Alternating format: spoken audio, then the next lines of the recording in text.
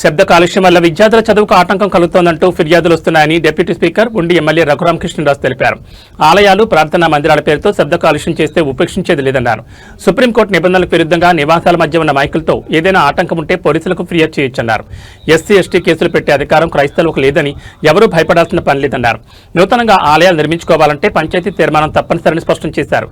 అనధికార సౌండ్ సిస్టంలను స్వాధీనం చేసుకునే అధికారం పోలీసులకు ఉందని స్పష్టం చేశారు.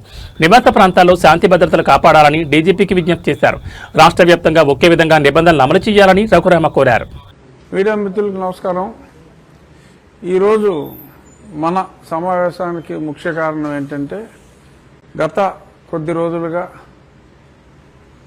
మన గౌరవ ముఖ్యమంత్రి గారు కూడా ప్రజా సమస్యలు ప్రత్యక్షంగా ఎమ్మెల్యేలు కూడా తెలుసుకోవాలి అని చెప్పిన మీదట చాలా ఎక్కువ మీటింగుల్లో ఈ మధ్యకాలంలో నాకు వచ్చిన కంప్లైంట్స్ ఏంటంటే,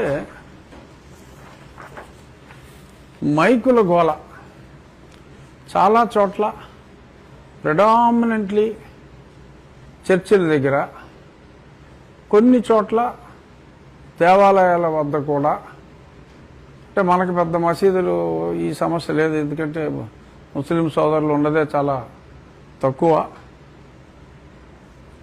సో ఎక్కువగా చర్చిలు అక్కడక్కడ, ఎందుకంటే 90% దేవాలయాల్లో మైకులు ఆల్రెడీ లేవట, బట్ కొన్ని చోట్ల ఉన్నాయి. ఆ సమస్య ఎస్పెషల్లీ మొన్న పరీక్షల సమయంలో చాలా ఎక్కువగా, చాలాసార్లు ఫోన్లు కూడా చేసి, కొన్నిసార్లు డైరెక్ట్గా నాకు కూడా ఫోన్ చేసి, ఈ శబ్ద కాలుష్యం పిల్లలు చదువుకోవడానికి ఇబ్బందిగా ఉంది, ప్రతిరోజు అర్థం పర్థం పాటలతో ఊదరగొట్టేస్తున్నారని చెప్పి, ఇళ్ల మధ్యన ఆ శబ్దాలు భరించలేకపోతున్నామని కంప్లైంట్స్ వచ్చినాయి. సో నాకు వచ్చిన కంప్లైంట్స్ ఎక్కువగా ఎక్కడ పడితే అక్కడ యథమిద్దంగా అనుమతి లేకుండా కట్టిన చర్చిల నుంచి వచ్చిన ధ్వని కాలుష్యం అయినప్పటికీ కూడా ఒక రూల్ ఉన్నప్పుడు రూల్ అందరికీ సమానంగా ఉండాలి. చర్చికి ఒక రూలు, గుడికి ఒక రూలు అని ఉండటానికి వీల్లేదు. సో గుడిలో ఉన్న, చర్చిలో ఉన్న, ఎక్కడున్న any place of worship supreme court మార్గదర్శకాలు ఉన్నాయి, మన పొల్యూషన్ కంట్రోల్ బోర్డు మార్గదర్శకాలు ఉన్నాయి. సో దీని మీద నేను ఆల్రెడీ మన నియోజకవర్గంలో ఈ ప్రజల దగ్గర నుంచి వచ్చిన ఫిర్యాదుల్ని చూసి, ఆ మైకులు న్యూసెన్స్ పోవాలి అని చెప్పి పర్మనెంట్గా పెద్ద పెద్ద స్తంభాల్లాగా వేసేసి పర్మనెంట్గా మైకులు పెట్టేశారు.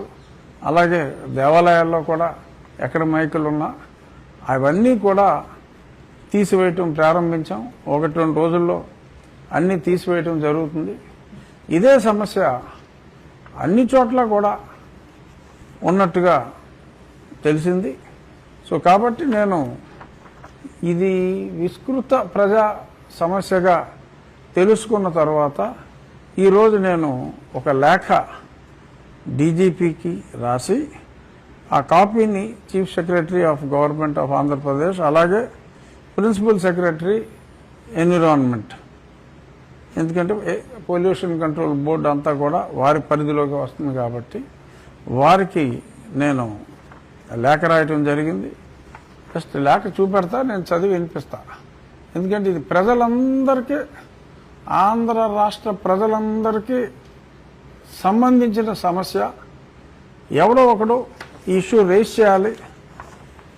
చాలామంది మా రాజకీయ నాయకులైతే, ఏమో చర్చిలో మైక్ తీసేస్తే రేపు చర్చికి వెళ్ళే వాళ్ళు ఓట్లేరేమో అని అనుకోవచ్చు. ఓటుకి, చట్టానికి, న్యాయానికి ఎటువంటి సంబంధం లేదు. చట్టాన్ని పరిరక్షించవలసిన బాధ్యత ఎగ్జిక్యూటివ్ అంటే అధికారుల మీద ఉంది. అలాగే చట్టాలని చేసిన వాళ్ళకి కూడా అందులో బాధ్యత ఉంది. అంటే ఎమ్మెల్యేలకు కూడా, చట్టాలు చేసేవాళ్ళు, అది ఇంప్లిమెంట్ అవ్వకపోతే ఎవరైతే చట్టం చేశారో అది ఇంప్లిమెంట్ చేయని వాళ్ళ మీద, చేయకపోతే చర్యలు తీసుకునే అధికారం కూడా అసెంబ్లీకి ఉంది. సో ఖచ్చితంగా ఈ చట్టాన్ని అమలు చేయవలసిన బాధ్యత అధికారుల మీద ఉంది. ఓట్ల రాజకీయానికి ఇక్కడ తావు లేదు. ఇది నేను రాసిన లెటర్ ఏంటంటే, representation regarding the unauthorised and continuous use of loud speakers sound systems at the places of worship, request for strict enforcement of noise pollution rules and BNS provisions. అంటే భారతీయ న్యాయ సంహిత ప్రకారం చట్టంలో ఏదైతే ఉందో అది ఇంప్లిమెంట్ చేయాలి. I am writing to bring to your immediate attention a growing public grievance concerning the rampant and unregulated use of loudspeakers by various places of worship across the state. While religious freedom is a fundamental right, it must not infringe upon the right to a peaceful life and health of general public.